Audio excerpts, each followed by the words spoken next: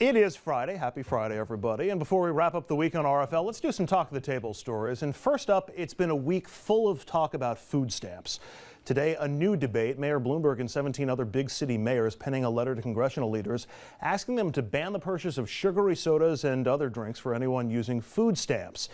This, of course, not Mayor Bloomberg's first push against sugary drinks, I would explain, but I'm sure by now everybody knows all about that. If you've watched any late-night comedy show, you know that Bloomberg doesn't like sugary drinks. But is it fair to put restrictions on what people can and can't buy with food stamps or with those debit cards that I guess have taken the place of food stamps? No, it's not fair. It's not government's role to tell people what they should eat. Poor people aren't stupid. They can make their own decisions, and it's completely patronizing. They should have a right to buy whatever they want with food stamps. Look, I hear you, Bill, but I support them fully on this. I was one of those families that was waiting for the food stamps to come to be able to eat. And, you know, the sugary drinks, Bloomberg is right on it. Guys, I understand it's fun and nanny state, blah, blah, blah. When I leave here tonight, I'm going to inject insulin because I'm diabetic. Look, I support them. I get it. Heart disease is the #1 killer of Americans. Diabetes and hypertension is very high in African-American communities. I get it. I get the importance to ban this, but just not like this. If it's sugary drinks today, what's next? Right. What else are you going to ban?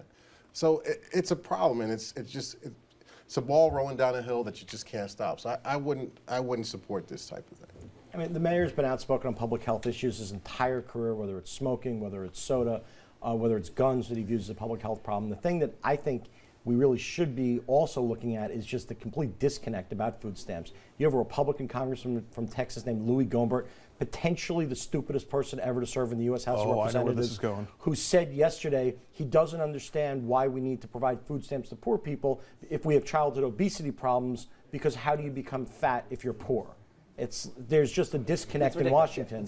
And that's not, he happens to be a Republican. He's just genuinely stupid in a bipartisan way. He just happens to be Republican, but he doesn't speak for no Republican Party. Stupid is a bipartisan trait. But Dominic, I'm curious, because you're the voice in favor of this. What about extending this to other things? Should you be able to buy Twinkies with food stamps? Should you be able to buy hot dogs? Hot dogs aren't exactly a health food. Right. You know, but what sticks out in my mind with this is that food stamps are so that you can eat. Mm-hmm. Buying soda is not eating. I mean, food stamps are so that you can survive. Drinking soda or Kool-Aid, as is done, I was about to point to you and say in our community, but I guess that's not fair for me to point to you. I'll point to you in our community. But anyway, food stamps are for survival. It's for food, for eating. It's not for buying Pepsi or Coke or Coca-Cola or anything like that. I support, let me put it this way in the little time we have left.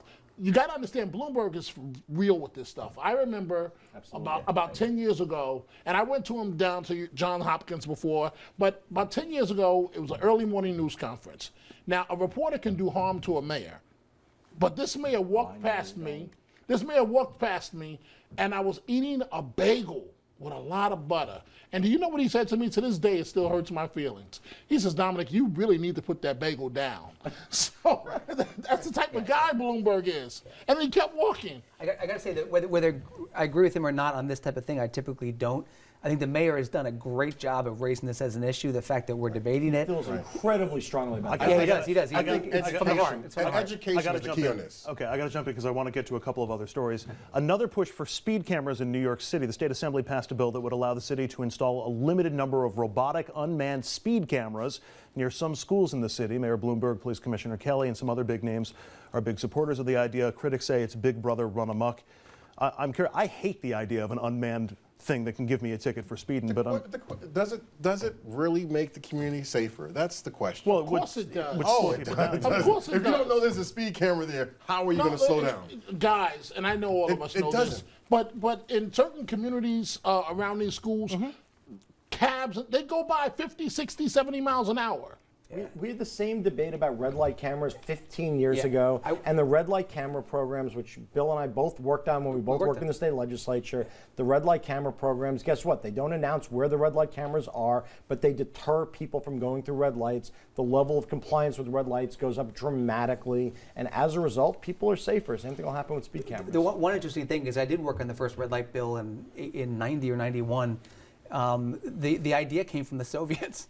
The Soviets were using it, and that's where the Soviets and the Swedes, I believe. That's where the idea came from. Next up, we talked yesterday about the passing of actor James Gandolfini, the Soprano star, a New Jersey native who made it big playing a New Jersey mobster. He's going to be honored by the Garden State next week. Governor Christie ordering flags to half-staff Monday. It's an honor most closely associated with fallen soldiers or other civic leaders, though Governor Christie, should point out, also ordered the same tribute after the death of troubled singer Whitney Houston last year. Anybody have a problem with flags at half-staff for an actor? I mean, he was an actor in a mob TV show, and I was saying yesterday how much I enjoyed his work and how sad this all made me. I was curious. I mean, 'cause when you reach icon status, that's what happened. That's what happened. So apparently he's a New Jersey icon. Whitney Houston is too. So we all, I mean, yeah, I mean, that's I don't see a problem. It's a fair question. Theoretically, no, we shouldn't be doing that. I don't know. I was a little. Yeah. We didn't do the 21 gun salute. That's totally different. But Look, it's Right. it's he's an actor. It was a show that glorified organized crime. However, it was set in New Jersey. You know, it was about family in the purest sense, as much as it was about those kinds of families. And in the end, he wasn't an organized crime figure. He was an actor playing an organized crime guy and a proud son of the state of New Jersey. So it's not, you know, I don't think it's the biggest thing that people should be criticizing Chris Christie for. it's mixed emotions, as I said earlier. It is. It is. Yeah. Finally, New Jersey is banning trash talking or certain kinds of trash talking in high school sports. And it's basically trash talking if it's related to race, ethnicity, disability, sexual orientation, or religion, and certain gestures are out also. You could be suspended, which I don't think a lot of people are going to have a problem with. You could also face criminal prosecution under the state's anti-bullying laws. Is that, I mean, how many people played sports in high school? Okay, there's always a certain amount of trash talking that goes on. Always. Yeah, I never called anybody a derogatory term. Right. I can say that. But I mean, to end up in court, that's where this lost me. I'm fine with it on the basketball court, but not in the court. It's insane. It's insane. It's the government run the schools, and the government cannot tell people what they can or cannot say. It's I got already 20 here. seconds. It's already here. Hate crimes. Hate crimes. When you use a derogatory term, that's part of a hate crimes definition, which is criminal. In addition to that, the First Amendment does not protect hateful or fighting words. So they're certainly within line. All right, we're going to wrap things up here on RFL after a quick break. Stay with us.